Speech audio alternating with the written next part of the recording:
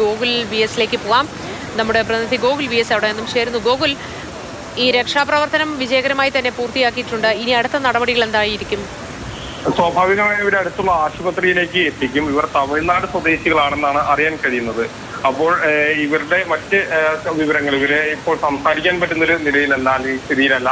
സ്വാഭാവികമായും ഭയന്ന് പോകുന്ന ഒരു സ്ഥിതിയിലാണ്. അത് നമുക്ക് മനസ്സിലാക്കാവുന്ന ഒരു കാര്യമാണ്. അപ്പോൾ അവർ ഇപ്പോൾ നിലവിൽ അവർക്ക് സംസാരിക്കാൻ പറ്റുന്ന ഒരു സ്ഥിതിയിലല്ല. അവരേതായാലും വലിയ രീതിയിൽ ഭയന്നിട്ടുണ്ട്.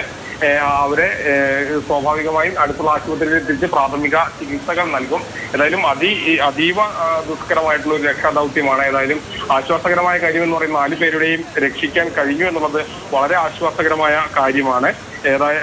4 പേരും അതായത് ഇങ്ങനെ കുടുങ്ങിക്കിടക്കുന്ന ഒരു സ്ഥിതി നമുക്ക് അറിയാം. വളരെ ഭയാനകമായൊരു നിമിഷമാണ്. ഏകദേശം 1 മണിക്കൂറിനടുത്ത് ഇവർക്ക് ഇങ്ങനെ കുടുങ്ങിക്കിടക്കുന്ന ഒരു സ്ഥിതി വന്നിട്ടുണ്ടാകാം എന്നുള്ളതാണ് കരുതുന്നത്. മൂലത്തറ റെഗുലേറ്ററിന്റെ ഷട്ടറുകൾ തുറന്നതോടെയാണ് ഇങ്ങനെ 4 പേരും ഈ ഒരു പുഴയുടെ നടുക്ക് പെടുന്ന ഒരു സ്ഥിതി വന്നത്. അതായത് ഇവർ പോകുന്ന സമയത്ത് അവിടെ അത്രയും വെള്ളം ഉണ്ടായിരുന്നില്ല, പക്ഷെ അങ്ങോട്ട് പോകാൻ കഴിഞ്ഞു. പക്ഷെ അതിനുശേഷം പെട്ടെന്ന് ക്രമാതീതമായി വെള്ളം ഉയരുന്ന ഒരു സ്ഥിതിയാണ് ഉണ്ടായത്. അങ്ങനെ ഉയരുകയും ഇവർക്ക് അങ്ങോട്ട് പോകാൻ കഴിയാത്ത, തിരിച്ചു വരാൻ കഴിയാത്തൊരു സ്ഥിതി വരികയും ചെയ്തു. അതാണ് ഈ ഒരു രീതിയിലേക്ക് പ്രശ്നം എത്താൻ കാരണമായത്. അവർക്ക് പിന്നീട് ഏകദേശം 1 മണിക്കൂറോളം ഈ പ്രദേശത്ത് കുടുങ്ങിക്കിടക്കുന്ന ഒരു സ്ഥിതി ഉണ്ടായി. പിന്നീട് ഫയർഫോഴ്സ് എത്തി ഓരോരുത്തരെയും രക്ഷിച്ചു. ഏറ്റവും വെല്ലുവിളി നിറഞ്ഞത് എന്ന് പറയുന്ന ഒരു പ്രായമായ സ്ത്രീ അടക്കം ഈ ഒരു സംഘത്തിലുണ്ടായിരുന്നു.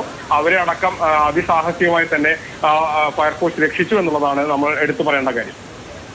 അതാണ് ഗോകുൽ. പിന്നെ നമുക്ക് അറിയേണ്ട കുറച്ച് കാര്യങ്ങളുണ്ട്. അത് അവരുടെ ആരോഗ്യസ്ഥിതിയും അല്ലെങ്കിൽ ഭയപ്പാടൊക്കെ മാറിയതിന് ശേഷമേ നമുക്ക് അറിയാൻ കഴിയൂ എന്നുള്ളതാണ്. അതായത് അവരങ്ങോട്ടേക്ക് പോകുമ്പോൾ ആരെങ്കിലും അവരെ തടസ്സപ്പെടുത്താൻ ശ്രമിച്ചിരുന്നോ, അവരോട് ഇക്കാര്യം പറയാൻ നാട്ടുകാരെങ്കിലും ശ്രമിച്ചിരുന്നോ എന്നുള്ളത്?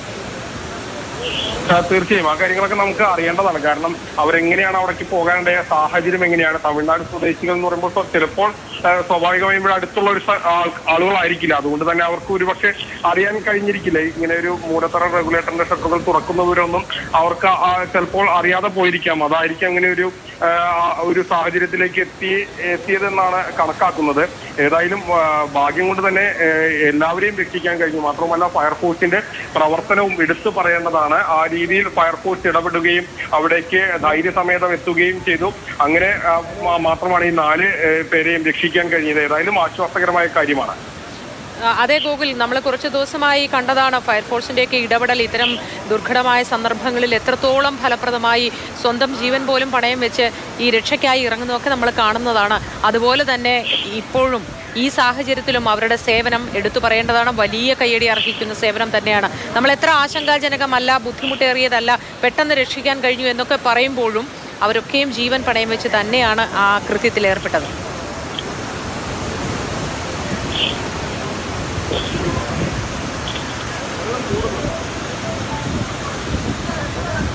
ഗോകുൽ, മന്ത്രി അടക്കമുള്ളവരൊക്കെ സ്ഥലത്ത് ഇപ്പോഴും ഉണ്ടോ? അവരെ ആശുപത്രിയിലേക്ക് കൊണ്ടുപോയോ? എന്താണ് അവസ്ഥ?